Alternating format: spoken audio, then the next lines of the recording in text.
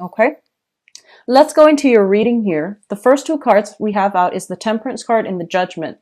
The Judgment card, let's talk about this one first because I put the ones that came out first, mainly because they dictate the overall theme of that cluster.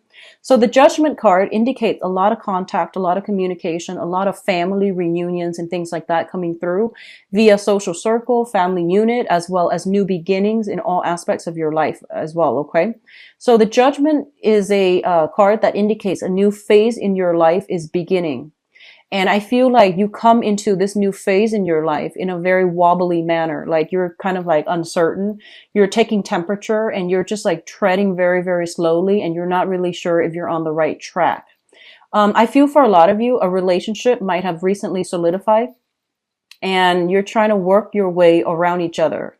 And then others of you, major, like decisions have been made very, very recently when it comes to romantic partners. So that can be, moving in together.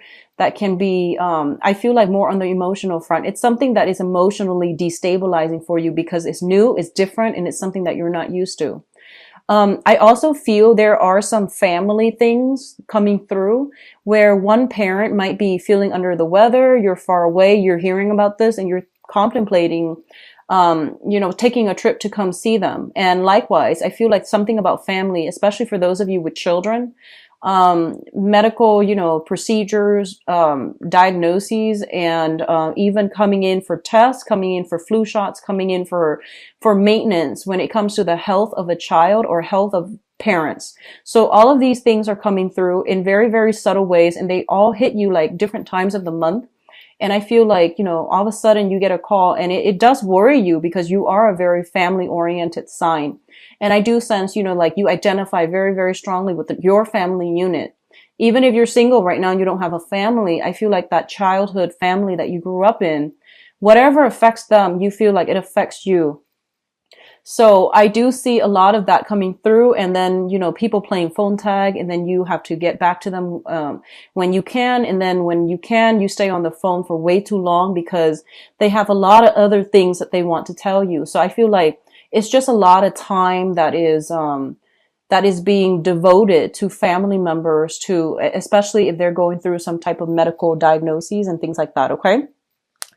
The Temperance card comes in as a reminder for moderation. This is a card greatly about like, not over drinking, not overextending ourselves, knowing when to pull back our energy and knowing when to extend outwards. So I feel like you need to find some type of a middle ground as to how you spend your time, as to how you manage things in your life, and as to how you don't let troublesome things, troublesome relationships, troublesome information coming from your external environment. Like, don't let it destabilize you. Find a way to process it, deal with it. And I don't want to, sound condescending by saying that, but I feel that you have your own responsibilities that you need to take care of. And you're not there to, soothe other people's problems. They're supposed to be self-sufficient in that manner. So you're not there to be, everybody's fix-it lady or man. You need to draw back your energy pretty much, okay? So don't extend outward, draw back in, and don't let yourself get swept away by the emotional ties of everything that's happening around you. And that is easier said than done, but I feel it is going to be required this month. So if you have a little bit of alone time, find things to do with your hands so that you're letting that overactive energy dissipate. So rather than sitting there thinking about it and ruminating over things, or keep talking about things or keep thinking about things, find something to do to keep your mind occupied, keep your hands busy so that you're not thinking about it and you're immersed in the moment. Okay. The next two cards that are coming through is the Five of Swords and the Seven of Pentacles. Now, the Seven of Pentacles is it's a situation where you have devoted a lot of your time, love, nurturing, attention into a situation. So this is like, going through that period where you've done all the preliminary work in order to reap the benefits of your the fruits of your labor. And, what I feel is there is some type of a disappointing news coming through. So I feel very strongly for some of you, if you are like, applying for school, And I know it's weird, it's November, but you're applying for school. You might have taken some exams in order to apply for school, and then you might realize that, um, the school of your choice, they require higher scores, so then there's something about readjustment here that needs to happen. The Seven of Pentacles is a very, very good card. It's like waiting on a decision from somebody else. However, it's linked up with the Five of Swords, which is an empty victory card. It's like victory at somebody else's expense. And then as a result of it, I feel like, yes, you might get what you're asking for, but at whose expense? So I feel like it's a double-edged sword when it comes to like, something you devoted a lot of your time in, and now it's coming through, it's bearing fruit. But you might now realize that this is not something that your heart was entirely set on from the get-go. And a lot of you, some of the times, it reminds me of this, where you might want something, right? And then once it's like in front of you, you realize that you might want something else. And that can extend towards, school applications, that can extend towards like job offers, that can also extend across relationship sectors as well. Somebody might be attached and you feel like you really want this person. You might reach out to the person. And then, they leave their family, their spouse and things like that for you. And then you realize, you know what? I might have just wanted that competition. I might not have wanted that thing. So these are, things that could potentially play out. And either way, what it does is that it allows you to see and allow you to know and allow you to get some confirmation as to what it is that you really want to begin with. And which ones of those things which ones of your desires are actually based on, vanity, based on unrealistic expectations, or based on just, the whole point about winning, wanting something just because you can't have it, or wanting something just to prove to yourself that you can attain it. But then once it's within reach, you might now realize that you don't want that to begin with. Okay. So there's something of an element here about, knowing what you want, in that truth, that revelation might come about as a double-edged sword. For others of you, and I'm getting this message very, very strongly, I feel honestly that you might be in a love triangle. And I'm going to do your love reading in a little bit. So I hope, that will allow you to get some insights into your specific situation. And I feel if you are in a love triangle, you might already know that you're in a love triangle. This is not going to be like revelation, things coming in as a surprise, okay? So I feel like you might be attached to somebody, and you might be in starting a new relationship, or you might be coveting somebody who is in a relationship. And I feel like, they might tell you, oh, I'm going to leave so-and-so, and I'm going to leave them, and it's going to happen, 2 months from now. And like whatever they tell you, you've been waiting, and then you realize, you know what, they're stringing me along, so I need to like cut them out of my life. So I feel this sense of realization, this sense of closure, this sense of finality is actually coming through for a lot of you. And I hope you're not dealing with that on the romantic front. If it works out in a work environment, I feel like, they're telling you, oh, you're going to get a raise, a pay increase, a promotion, and you wait. And in the meantime, you're waiting. You're working very, very hard. You're like working your butts off.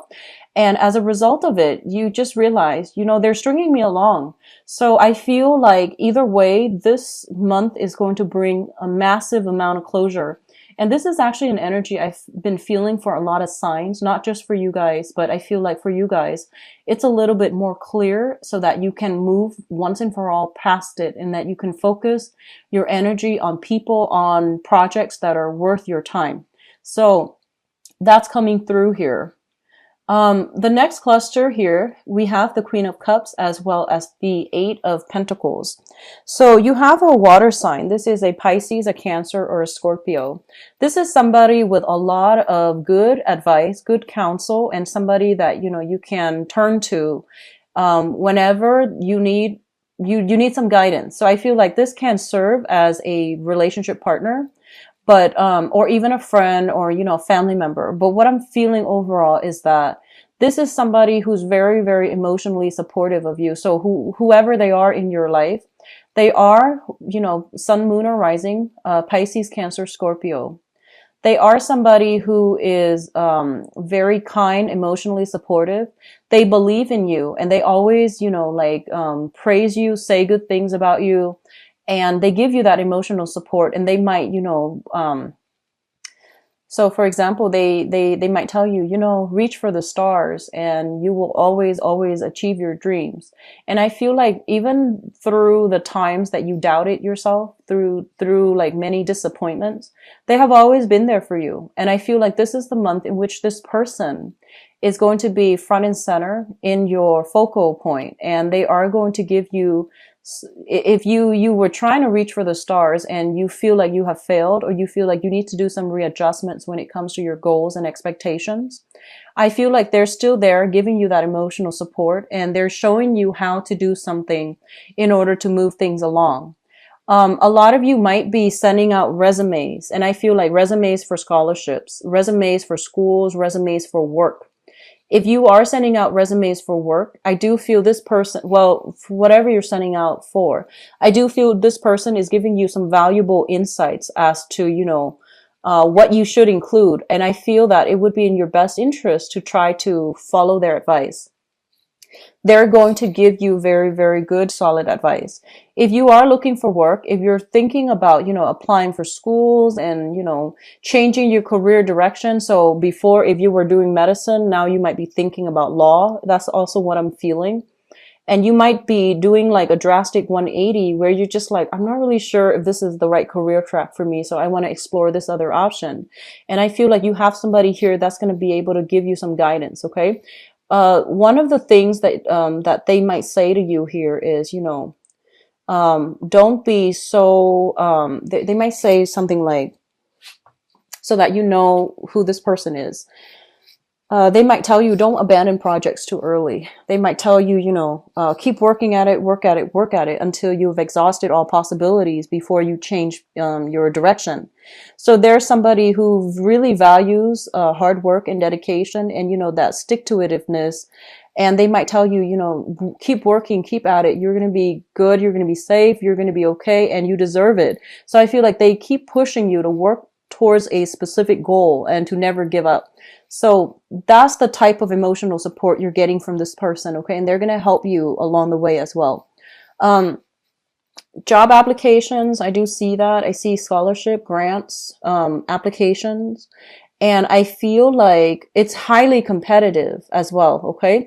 So you have to somehow make yourself stand out, because I feel like you're competing against many, many, many people. And there are a lot of, for example, if it's like an internship that will allow you to work with a very, very prestigious organization. And I feel that there are a lot of people vying for, it's like one position and, thousands of people are vying for it. So I feel like you're applying for some important jobs or internships or scholarships. And I feel like the competition is fierce. So you need to be very cutthroat about it. So that means, don't be too humble. Try to, I guess, like emphasize your skills, your assets, and, don't downplay your potential. Try to, what is that? Try to emphasize your contributions. Try to, hype yourself up, because I feel like the pool that you're competing against, they're very fierce, okay? And you might be competing against like mid-career level professionals, and it's a different ballpark is what I'm sensing. So you need to work at it, and you need to like emphasize all the things that you have to offer, your past contributions, the work that you've done in the past, so that you can win this thing. Okay. So I feel like whatever work you put in is what you're going to get out this month. So that means studying, spending enough time studying rather than staying up late, worrying about other stuff that's not marginally related to what you're supposed to be studying about, taking care of your responsibilities, doing work in a very diligent manner, as well as, putting yourself out there and being like the prime candidate that they're looking for. So things are going to be very, very good for you. Now, what is coming through in terms of your advice here? We do have the Two of Swords. And the Two of Swords is basically a decision, okay? This is a card about indecisiveness. This is a card also about denial, blocking out the truth, and all of those things. Now, I don't read these cards in upright or reverse position. I just read them in relation to one another, how they fall within a cluster, and the card that is associated with them. The Two of Swords is a situation where you are going to have to make a major decision as it pertains to your career track. And I do feel for a lot of you, I feel this element about, other people are coming into you and they're bringing their stories and they're just like, hey, I did this. And, within 3 months, I made this much money. So they're bringing you kind of like, I feel like, stories of success, but they seem almost like a pipe dream. So they're selling you a dream. And I feel like a lot of you might be taken in by these things, by these stories, like get rich quick schemes come to mind. Shortcuts, financial, doing some financial investment or even some long-term planning and opening up businesses is what I'm feeling. But you feel like it's a gamble. And a lot of you are just kind of like have been going through your life doing the right thing, like getting that job, working 9 to 5, working your butts off and, trying to do things in a correct manner. It might be slow, but it has worked for you. And then all of a sudden you might have people coming through with these get rich quick schemes and they're like blowing your mind and you want to believe them. But I feel like there's a lot more to the story that you're not being given information on. Okay. And I feel like it might have worked specifically for them. Maybe the timing was just right for them. Whatever the circumstances is that I feel like you're not being fed the entire story. So you want to be careful. You want to do the preliminary research on your own. And I feel like at this point, a lot of you are financially, you're in a good space, but you're trying to decide on a career path that you're going to go into. I see a lot of people in the medical profession potentially shifting into the administrative role. So you might be a nurse and now you might want to be a head nurse where you are in charge of scheduling. You might be doing, public health on the ground, and then you might shift more into the administrative aspect of that. You might be changing career path, med school, law school, for example, or starting med school, starting law school, like what profession it is that you're trying to get into. I feel like all of these things are being brought up for reexamination, and a lot of you're starting new major chapters in your life when it comes to higher education, when it comes to career advancement. And so all of these things, all of these doubts, all of these questions are coming through and it's completely normal. But I feel like, you're showing up here as the Queen of Pentacles and this is your energy. So it's basically saying that, you have been doing things very diligently. So you're on the right track. Okay. So don't doubt yourself. Don't let other people's success story steer you off course. Okay, so keep whatever you're doing because you're on the right track. We also have as well the Wheel of Fortune. And the Wheel of Fortune indicates to me that, situations being turned around and things are turning in your favor depending on, how much work you put in, how diligent you were at following and pursuing your own track that is specifically created for you, how you are at handling responsibilities and how diligent you are at being able to triage, being able to manage your time and not let yourself get emotionally riled up by your environment. So, maintaining that calm, the sense of decorum under pressure. Okay. So I feel that coming through. One last thing I'm feeling is that I do sense here that, there is something here and I can't really put my finger on it just yet. It's actually talking a lot about, winning at somebody else's expense. Okay. And I feel like you want to really reassess this situation if you are kind of like a third party.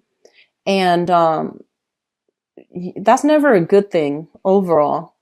But you also have to think about actions and consequences because with when we are ending on the Wheel of Fortune, with the Justice card, it's divine intervention, divine karma. It's like the divine, balancing of that karmic scale. So if you are knowingly wedging yourself in between a couple, it's not going to end well. Okay. I don't feel it's going to end well. There will be confrontation and there will be decisions that that might not even, be up to you to decide. And then likewise, if you are romantically linked up with somebody, and somebody's trying to get in between you, there will be divine retribution as well. So I feel like depending on which side of the coin you're on, I don't feel you need to worry much if you're doing things by the book and if you're righteous. But I definitely feel something about karmic endings, like karmic ties being broken up.